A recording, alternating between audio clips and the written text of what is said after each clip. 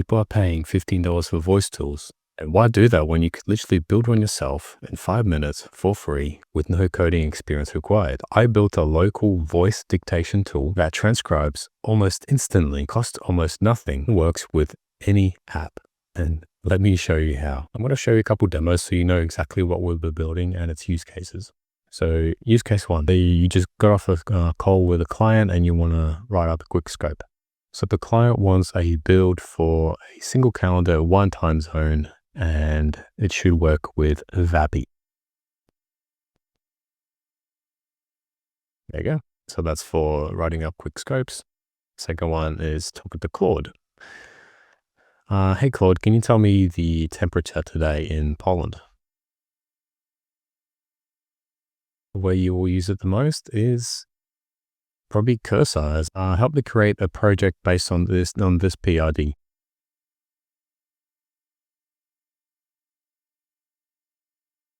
Okay, so to get started, we need two things really. So first one is Cursor. So this is a platform that lets you talk to AI and it will create the code for you, which is why I said no coding experience required.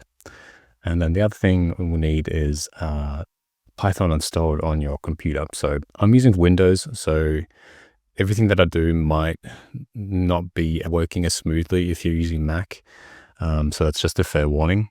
I've got 3.12.3 installed. So Python you install just down here. And the other thing you'll need is my product requirements document. It is in my Gumroad in the description below. You'll download that and it'll look like this. So what this is a document that we're going to give to Cursor, and Cursor is going to read through this document and figure out on how to build this thing that we want, which is a local voice dictation tool. So if you use OpenAI's API endpoints, it doesn't store the information there. So it doesn't actually get used for training purposes for the models, for example. Once you've got this document, so in Cursor, when you open it up, it will most likely look like this for you. Once you're here, you'll need to open up a project. So I've got a folder here already called Cursor Projects, and I'll come into here and let's call this YouTube Voice Tool. And select the folder. So you can see the name of the project right at the top here, YouTube Voice Tool, or just on the left-hand side, YouTube Voice Tool. This is called our root folder. Now what we need to do is to create a file, a markdown file within Cursor, so that you can use this. So to do that, just on the top left here, we've got the option to click on New File. And we'll click on that and type in PRD.md. MD stands for Markdown. Put that in, just press Enter, and then you can paste in our PRD. Then it's important we click on Control S to save this. See how it says unsaved right here? Once I press Control S, that disappears. Right, once we've done this, our PRD is ready. At the bottom, we've got tasks for our agent to do.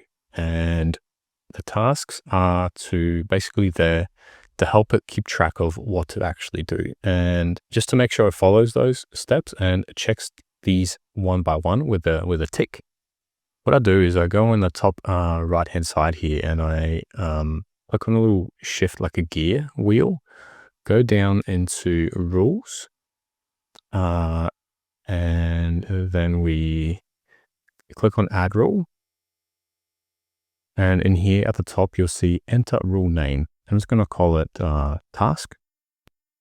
Press enter. And in here, we type in this.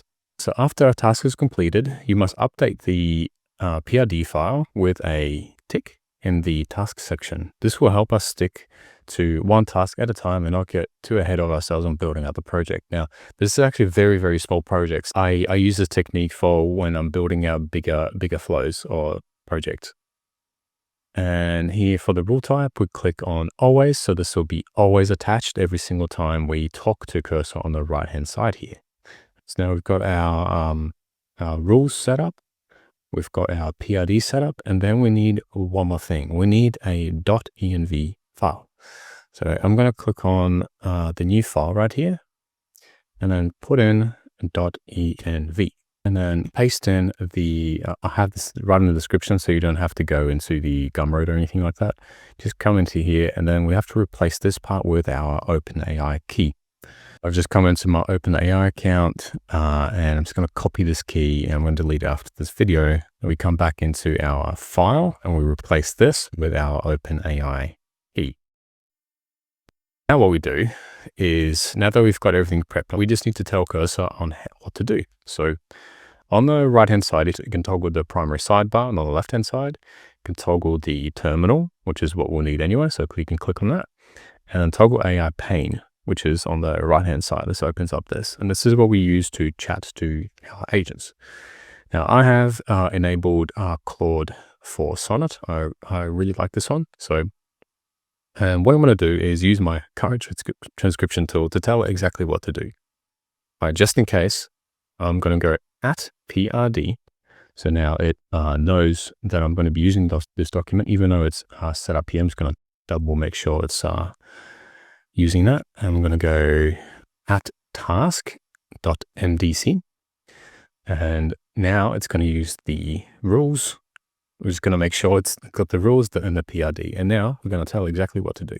Hey, can you help me create this project that I have in this PRD? Now, just to give you some extra info, I am running Python 3.12.3. I currently am using PowerShell. I already have a .env file created, so assume everything is already created for you in terms of the OpenAI key and the max duration. That's already set. And we're going to press enter and just watch it all happen. It's currently 11:55 a.m. for me. We'll see how long it takes to create this thing for us. Now, I do recommend creating a virtual environment if you want to test this and see if it's going to work for you, first of all. So just in case you've got some other dependencies on your machine. But just, I've also got in Cursor the option where you can, it does stuff by itself. So I've just enabled it to, be able to execute things automatically. And it was somewhere here. So the web search enabled, which is probably one of the coolest things. They go auto run mode.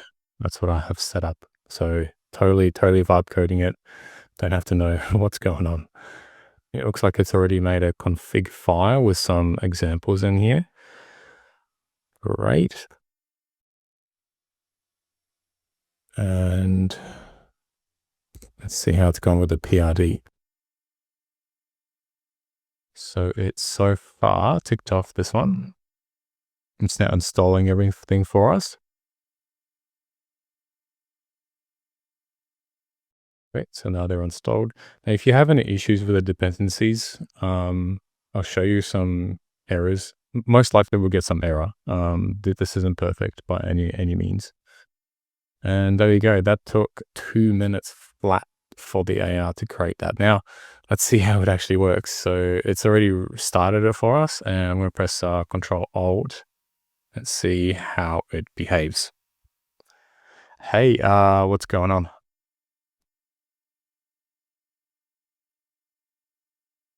So invalid input sample format.